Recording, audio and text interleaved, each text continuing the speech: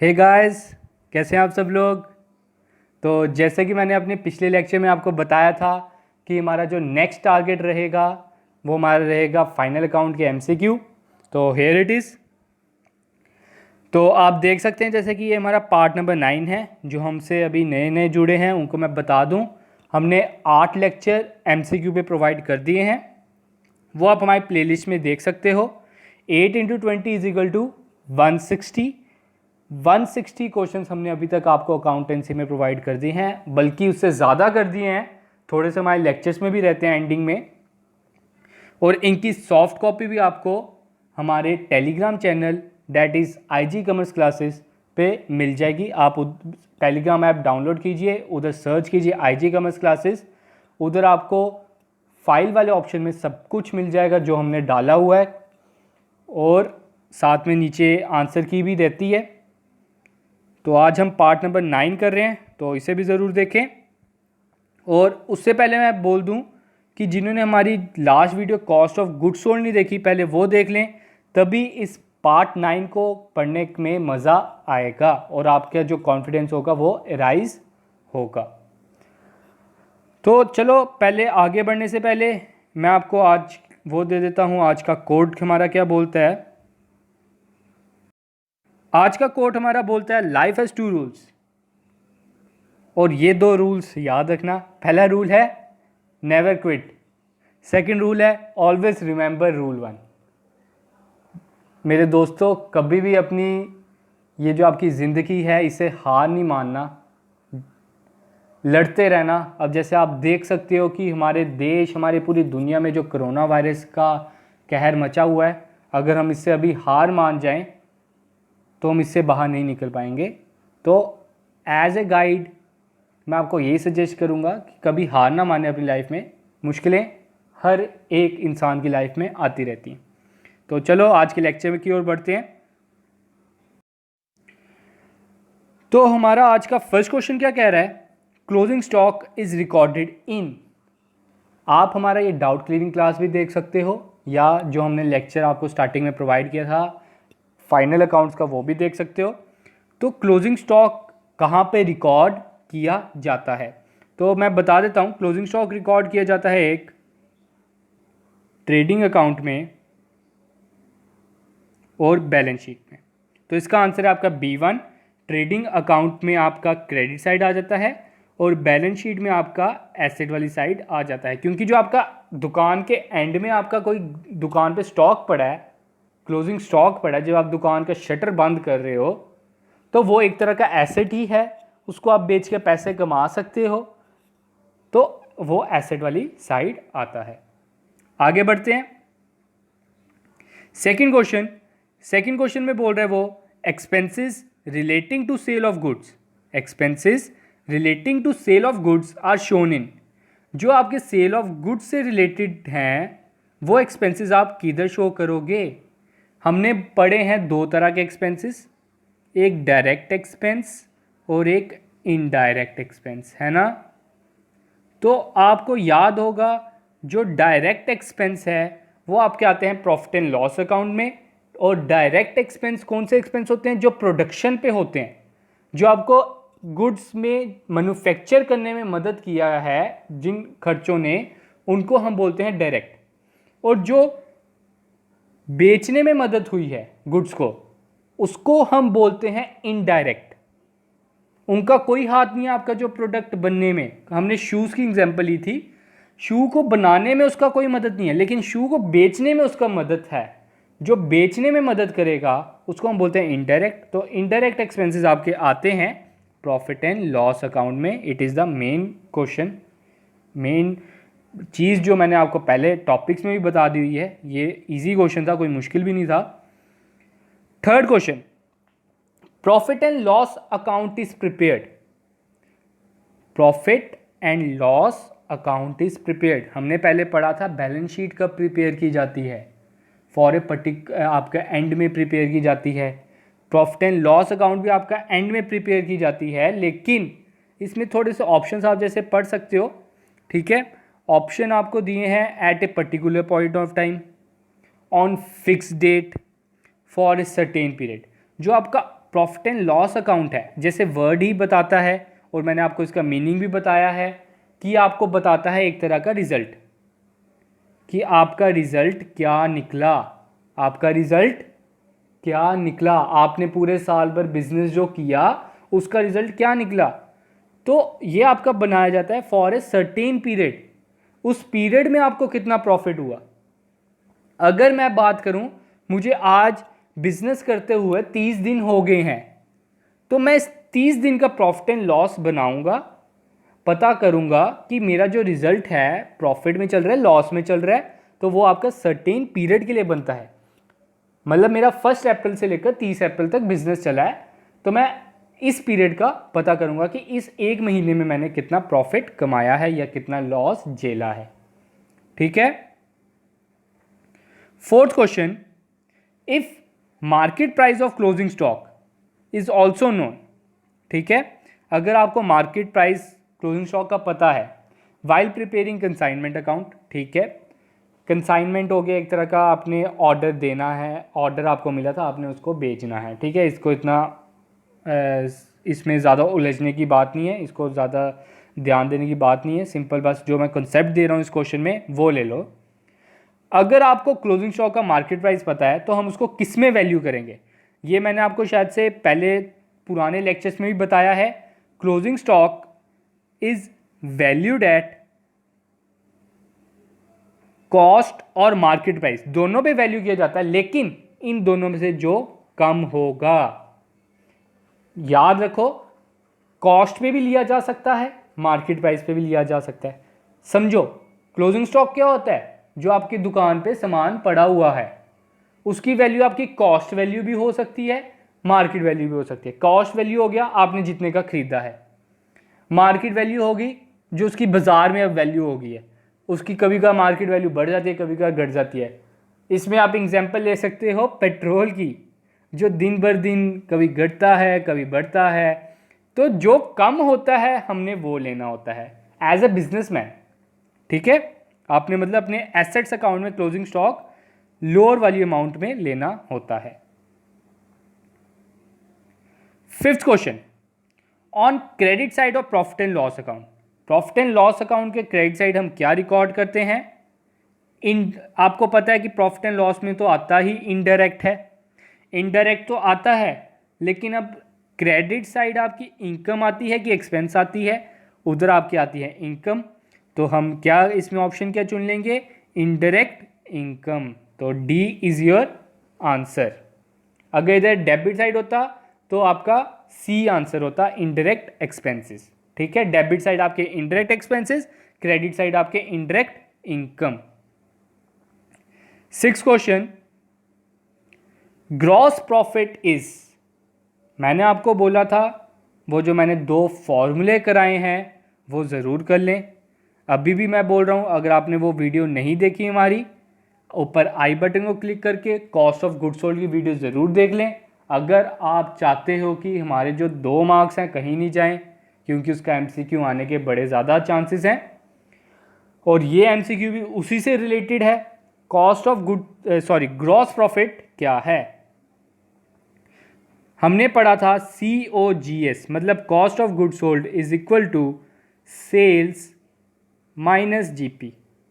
ठीक है, इसको ट्रांसपोर्ट कर लो, इधर GP माइनस हो रहा है, उधर जाके प्लस हो जाएगा। जब उधर जाके प्लस हो जाएगा, कॉस्ट ऑफ गुड सोल्ड इधर प्लस हो रहा है, उधर जाके माइनस हो जाएगा। तो फॉर्मूला बन जाता है GP is equal to sales minus cost of good sold. ठीक है, GP is equal to sales minus cost of good sold. तो GP का फॉर्मूला क्या आ गया, सेल्स में से cost of good sold minus कर दो, मतलब excess of sale over cost of good sold. आपका इसमें बी आंसर आ जाएगा, excess of sales over cost of good sold. Net profit is computed in. Net profit आप किसमें कंप्यूट करते हो, तो 2 तरह के प्रॉफिट है हमने पढ़े थे, ग्रॉस प्रॉफिट और नेट प्रॉफिट। ग्रॉस प्रॉफिट हम निकालते हैं ट्रेडिंग अकाउंट में, और नेट प्रॉफिट हम किस में निकालते हैं, प्रॉफिट एंड लॉस अकाउंट में, बैलेंस शीट में। तो हम वो आपकी स्टेटमेंट है, तो ये ऑप्शन ही नहीं बनता। ठीक है, तो आपका ए आंसर है इसमें 7th का। 8th में जाते हैं हम। 8 क्वेश्चन क्या बोल रहा है, the charges of placing commodities into a saleable condition, saleable condition should be charge to.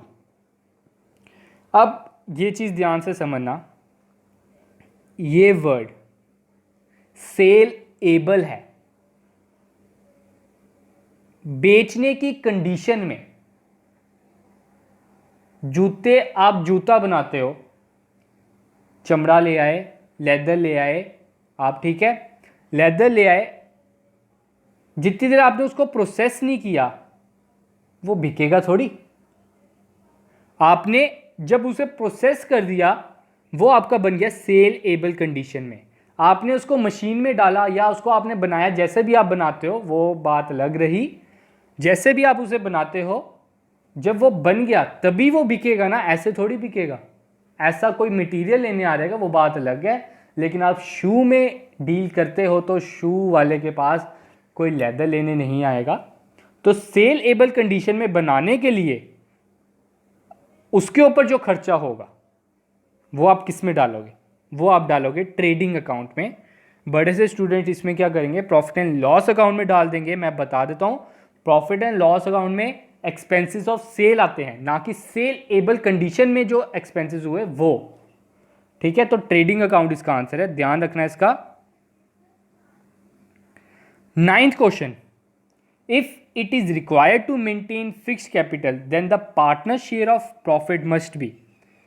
हमने पढ़ा था, ये असली में कंसेप्ट हमने पार्टनरशिप में पढ़ा था, लेकिन इस टॉपिक में भी बनता है क्योंकि इसमें भी कैपिटल आता है ना। तो इसमें इन्होंने क्या बोला, अगर फिक्स्ड कैपिटल हो इंसान की, आपके बिजनेस में क्या है, फिक्स्ड कैपिटल, तो जो आपका शेयर ऑफ प्रॉफिट है, फिक्स्ड कैपिटल में हमने बताया था 2 अकाउंट बनते हैं, एक कैपिटल अकाउंट और एक करंट अकाउंट। लेकिन जब आपके फ्लक्चुएटिंग हो तो एक ही बनता है, वो है कैपिटल अकाउंट।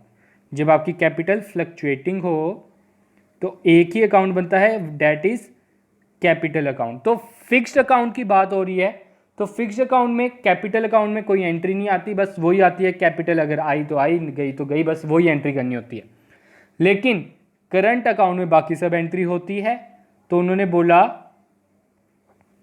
जब आपकी फिक्स्ड कैपिटल है तो पार्टनर को जो आपने प्रॉफिट देना है तो वो किस साइड शो होगा, वो आपका शो होगा credited to partners current account, current account के क्रेडिट साइड, उसके फायदे वाली साइड। 10th क्वेश्चन, ये भी आपका कॉस्ट ऑफ गुड्स सोल्ड से रिलेटेड है, लेकिन ये न्यूमेरिक बेस्ड नहीं है, ध्यान से पढ़ना। और मैं चाहूँगा कि आप इसका सही आंसर दें। इजी क्वेश्चन है, वो 2 फॉर्मूले अगर आपको आते हैं आप इसका बड़ा कर लोगे, बड़ी आसानी से सॉल्व कर लोगे इसे। और जिन्हें ये कोई आंसर आता है, मेरे आंसर बताने से पहले नीचे कमेंट सेक्शन में लिख दें और चेक कर लें कि मैंने सही बताया है, मतलब सॉरी, आपको आपका आंसर सही है कि नहीं है। तो पढ़ते हैं question. Cost of goods sold is equal to opening stock plus net purchases plus expenses on purchases minus sale, which part of formula is wrong. इसमें से क्या रॉन्ग है, हमने पढ़ा था COGS is equal to opening stock plus net purchases plus expenses on purchases minus closing stock होता है, ना कि सेल। तो दिस इज रॉन्ग। तो 10th पार्ट का क्या गलत है, सेल गलत है। होप कि सभी को पता होगा, इधर सेल नहीं आता, इधर क्या आता है, क्लोजिंग स्टॉक।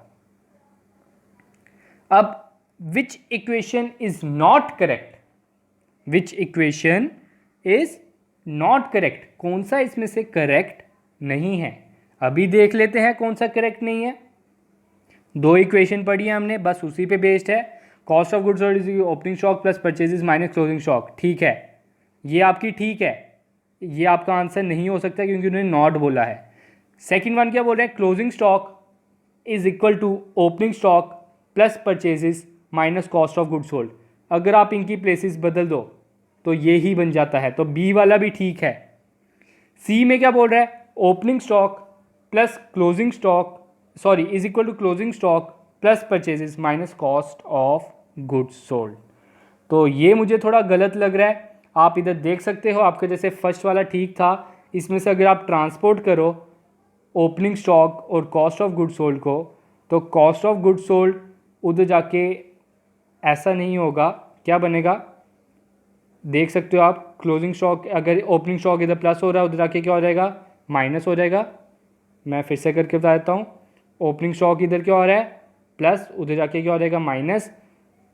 फिर ये अगर इधर जाके माइनस हो रहा है, ये इसका साइन प्लस ही है, उधर जाके माइनस हो जाएगा, फिर इसका माइनस का प्लस बन जाएगा, तो उधर जाके सारे उल्टे हो जाएंगे। ठीक है, या तो आप परचेजेज और क्लोजिंग स्टॉक को उधर ले जाओ कॉस्ट ऑफ गुड सोल्ड की जगह, तब भी आपको पता चल जाएगा। ट्रांसपोर्टेशन करनी है और कुछ नहीं करना, तो ये आपका गलत है। तो इसका आंसर C1 है, क्योंकि दिस इज रॉन्ग। ठीक है, 12th question, generally depreciation on fixed assets is calculated on which balance. ये चीज़ मैंने अभी तक नहीं बताई, मैंने आपको बड़ी बार बोल दिया हूं कि कुछ पार्ट ऐसे होते हैं जो आपके एमसीक्यू के थ्रू क्लियर होंगे, उनका सेपरेट लेक्चर नहीं बन सकता। ठीक है, तो ये पार्ट जो है आपको एमसीक्यू के थ्रू क्लियर कर देता हूं मैं।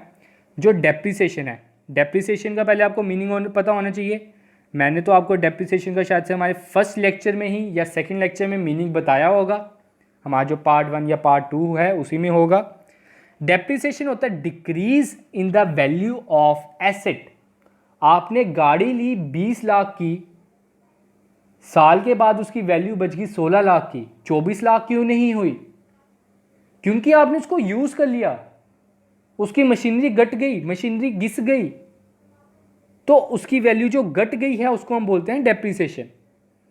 अब जो फिक्स्ड एसेट्स हैं, गाड़ी की वैल्यू ले लेते हैं, फिक्स्ड एसेट्स तो सारे ही हैं, बिल्डिंग आपकी फिक्स्ड एसेट है, फर्नीचर आपकी फिक्स्ड एसेट्स है, कार आपकी फिक्स्ड एसेट है। उनके ऊपर जो डेप्रिसिएशन लगती है ओपनिंग बैलेंस पे लगती है, क्लोजिंग बैलेंस पे लगती है कि एडिशनल पे लगती है? ठीक है, तो मैं बता देता हूं, वो लगती है ओपनिंग पे। अब बताता हूं क्यों। हमने बताया था आपको, आपके अकाउंट स्टार्ट होते हैं 1 अप्रैल से, खत्म कब होते हैं? 31 मार्च, सॉरी, है ना, जो 90% केसेस में यही होता है, 1 अप्रैल टू 31 मार्च। 1 अप्रैल को आपने एक गाड़ी ली, ठीक है, 1 अप्रैल को आपने गाड़ी ली 20 लाख की, उसके ऊपर आपने डेप्रिसिएशन लगानी है 10%। डेप्रिसिएशन लगती है साल के एंड में, आप उसको डेप्रिसिएशन कब लगाओगे? 31 मार्च को। 20 लाख का 10% हो गया 2 लाख, 2 लाख का आपको नुकसान हो गया 31 मार्च को एज ए डेप्रिसिएशन। ठीक है भाई, हमने साल भर उसको यूज किया है तो बनता भी है 2 लाख घट जाए। लेकिन अगर मैं गाड़ी ले लूं 28 मार्च को, 31 मार्च को उसको ऊपर डेप्रिसिएशन लगा दूंगा? नहीं, 31 मार्च को थोड़ी डेप्रिसिएशन लगाऊंगा उस पर। वो तो आपने नई नई गाड़ी ली है, 3 दिन में ही आप उसको 2 लाख का घाटा झेल लोगे उसका। वो चीज़ नहीं होती, वो आपकी हमेशा लगती है ओपनिंग बैलेंस पे, जो आपके साल के स्टार्टिंग में उसका बैलेंस था। ठीक है, जो आपका 1 अप्रैल को उसका बैलेंस था। 1 अप्रैल को आपकी 20 लाख की गाड़ी थी, अब अगले 31 मार्च को कितनी वैल्यू रहेगी? अगर मैं 10% की वैल्यू लूँ तो अब आपकी रहेगी 18 लाख की। फिर अगले 31 मार्च को कितनी रह जाएगी? 18 लाख का आप कर लो 10%, 1,80,000। 18 लाख में से 1,80,000 माइनस कर लो तो आपका बन जाता है 16,20,000।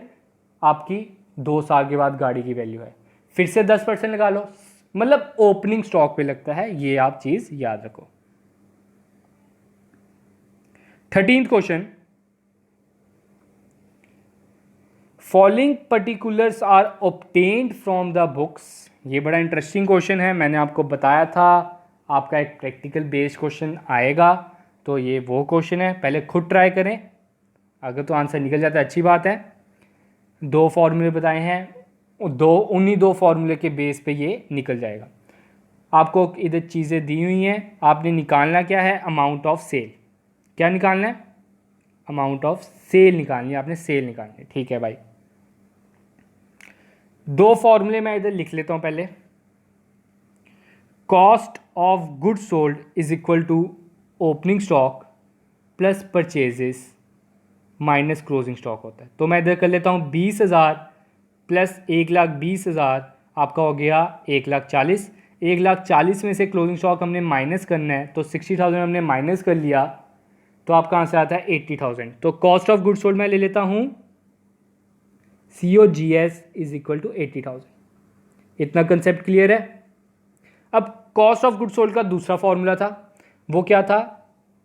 Sales minus GP is equal to 80,000 लिख देता हूं मैं, क्योंकि दो फॉर्मूले हैं। ठीक है, sales minus GP is equal to 80,000। GP के लिए उन्होंने बोला है 20% ऑन सेल, सेल पे 20% है, तो सेल को मैं ले लेता हूं, let the sale be X minus GP आपका क्या रहेगा 20% of X is equal to 80,000। ठीक है, इसको आपने ट्रांसपोर्ट करना है। फिर से एक बार मैं इक्वेशन लिख देता हूं। इक्वेशन क्या बनी आपकी? X minus 20% of X is equal to 80,000। ये 100 इधर डिनोमिनेटर सेम करना है हमने, इसे भी 100 कर देंगे, इसे भी 100 कर देंगे। 100 minus 20 80x upon 100 is equal to 80,000। जब आप उधर जाके उसे ट्रांसपोर्ट करोगे, ठीक है, जब आप उसको उधर जाके ट्रांसपोर्ट करोगे तो आपका आंसर क्या आ जाएगा? 80,000 को इंटू 100 किया डिवाइड बाय 80 किया, तो आपका आंसर आता है 1 लाख। तो 1 lakh is your answer, that is B1। ठीक है, दोनों फॉर्मूले इसमें यूज हुए, सिंपल था, कोई मुश्किल नहीं था। Next question, for finding credit sale which account is prepared. Credit sale आपने पता करनी है, तो ऑब्वियस ही बात है, हम वो सेल की बात हो रही है। अगर क्रेडिट परचेज की बात होती तो हम क्रेडिटर अकाउंट चेक करते, लेकिन इधर सेल है, तो इसका आंसर क्या आएगा? Debtors account. क्या आंसर आएगा इसका? Debtor account. बेचने वाला, जिसको आप बेचते हो वो आपके डेटर हैं, जिनसे आप खरीदते हो वो आपके क्रेडिटर हैं। 15th क्वेश्चन, ये भी इंटरेस्टिंग क्वेश्चन आ गया, mathematical based, numerical based. Find out credit purchase. इसमें आपने क्या निकालना है? Credit purchase. हमने तो क्रेडिट परचेज का फॉर्मूला ही नहीं बताया, तो फॉर्मूला आपका वो ही लगना है। ठीक है, अब थोड़ा सा एक चीज़ बता रहा हूँ बस, बाकी आपका आसान कर दूंगा मैं क्वेश्चन, बस ये समझ लो। परचेजेस आर ऑफ 2 टाइप्स, और सेल भी 2 टाइप्स की, डैट इज कैश क्रेडिट, और सेल भी कैश या क्रेडिट। या तो आप उसको पैसे पे बेचोगे, या तो उधार पे, या तो आप उसे पैसों पे खरीदोगे, या तो उसे आप उधार पर खरीदोगे। ठीक है, 2 तरह की हो सकती है। और कोई तरीका है? आप खरीदने गए हो तो आप या बोलो, ज़्यादा से ज़्यादा बोलोगे मैं तुझे कल पैसे दे दूंगा, या तो अभी पैसे दे दोगे। तो अब उन्होंने बोला है क्रेडिट परचेज निकालने को, अभी निकाल देते हैं। परचेजेस जो हमने वर्ड यूज़ किया था कॉस्ट ऑफ गुड्स सोल्ड में, COGS is equal to opening stock plus purchases plus direct expenses minus closing stock. उस परचेजेस में आपका कैश परचेज भी इंक्लूड है, क्रेडिट परचेज भी इंक्लूड है। ठीक है, वो दोनों परचेजेस इंक्लूडेड होते हैं। तो अब ट्राई करते हैं कैसा बनता है ये क्वेश्चन। तो इसमें आपने पहला क्या काम करना है? आपको सेल दी है, कैश सेल भी दी है, क्रेडिट सेल भी दी है। आप पहले निकालो टोटल सेल। टोटल सेल हो जाएगी 12,000 plus 18,000 is equal to 30,000। Total sale कितनी होगी? 30,000। अब इधर आपको ग्रॉस प्रॉफिट दिया, क्या दिया आपको इधर? Gross profit. मैं लिख लेता हूँ COGS is equal to sale minus GP। Gross profit दिया 20% ऑन कॉस्ट। अगर कॉस्ट पे दिया तो मैं कॉस्ट ऑफ गुड्स सोल्ड को X ले लेता हूँ। सेल हमने अभी निकाली 30,000 आई है, और ग्रॉस प्रॉफिट आपका 20% ऑफ X है। इसको आप ट्रांसपोर्ट करके सॉल्व कीजिए। जब आप इसको ट्रांसपोर्ट करके सॉल्व करेंगे, आपका आंसर आ जाएगा 25,000। X इजिकल टू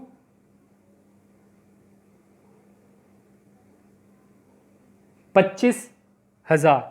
ये तो सभी को आता है, मैंने आपको बस इक्वेशन बना के दिया, आगे आपने सॉल्व करनी है। इजी है, इतना तो लेवल है ये सभी का। अब तो आपका कॉस्ट ऑफ गुड सोल्ड आ गई है 25,000, ये चीज़ याद रखना। हमने निकालनी है क्रेडिट परचेज। ठीक है, अभी निकाल देते हैं। Cost of good sold is equal to opening stock plus purchases. Purchases में आपका कैश भी आ जाएगा, क्रेडिट भी आ जाएगा। तो मैं इसकी जगह लिख देता हूँ कैश प्लस क्रेडिट लिख दूँ तो कोई प्रॉब्लम, माइनस क्लोजिंग स्टॉक होता है आपका। ठीक है, कॉस्ट ऑफ गुड सोल्ड आपका आया था 25,000, इसकी जगह 25,000 डाल दो। ओपनिंग स्टॉक की जगह ओपनिंग स्टॉक डाल दो। ओपनिंग स्टॉक कितना है 2750। कैश परचेज की जगह कैश डाल दो, क्रेडिट की जगह कुछ नहीं डालो, क्लोजिंग स्टॉक की जगह क्लोजिंग डाल दो। उसके बाद आपने ट्रांसपोर्ट करना है सभी अमाउंट्स का, और जब ट्रांसपोर्ट करोगे, मैं बना देता हूँ आपकी एक बार equation. 25,000 is equal to opening stock कितना है 2750, कैश परचेजेस कितनी है, कहाँ पे गया कैश, हाँ 5,000, और क्रेडिट की जगह मैं क्रेडिट ही लिख देता हूँ, और माइनस क्लोजिंग स्टॉक कितना है 2750। सॉरी, क्लोजिंग स्टॉक आपका है 3500,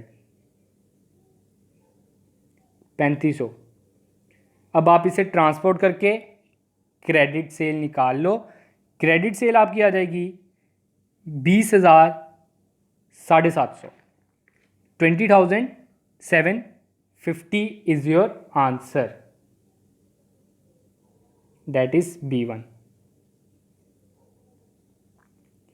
next question 16th, if the rate of GP on sale 20% and cost of goods sold is 2 lakh, then the amount of GP will be equal to। Simple है, ये तो कोई complicated नहीं है। Cost of good sold is equal to sales minus GP, formula तो निकाल के याद हो गया। कॉस्ट ऑफ गुड सोल्ड की जगह मैं 2 लाख लिख देता हूँ, और जीपी हमारा कितने किस पे है, सेल पे है, तो सेल की जगह मैं क्या लिख देता हूँ 20x लिख देता हूँ, और जीपी की जगह 20% ऑफ x लिख देता हूँ। ठीक है, डिनोमिनेटर जब हमने सेम किया तो 100 में से 20 काटे 80x 2 लाख इंटू 100 करेंगे, डिवाइड बाय 80 करेंगे, इज इक्वल टू x आपका आ जाएगा। तो वो जो x आपका आएगा वो आपका क्या आएगा, वो आपका आएगा सेल्स आपकी आ गई 2,50,000 जब आप इसको सॉल्व करोगे। 2,50,000 में से 2 लाख जब आप माइनस करोगे वो आपका है जीपी, क्योंकि आपने इसमें जीपी निकालना था, तो 50,000 is your answer. 17th question, we can say that business is in profit. आप कब कह सकते हो कि आपका बिजनेस प्रॉफिट में है, जब एसेट आपके एक्सपेंडिचर से ज़्यादा होंगे। ऐसा तो नहीं हो सकता, क्या तो आपके एसेट्स बड़े पहले के ज़्यादा हों। जब आपकी इनकम लाइबिलिटी से ज़्यादा होगी, नहीं, जब आपकी इनकम जो है एक्सपेंडिचर से ज़्यादा होगी। ये तो कॉमन सेंस की बात है कि जब आपके इनकम है एक्सपेंसेस से ज़्यादा होगी तो वो आपका कहलाएगा प्रॉफिट। ठीक है। 18th question, which of the following shows summary of companies financial position. Financial position एक ही चीज़ बताता है और वो है आपका बैलेंस शीट।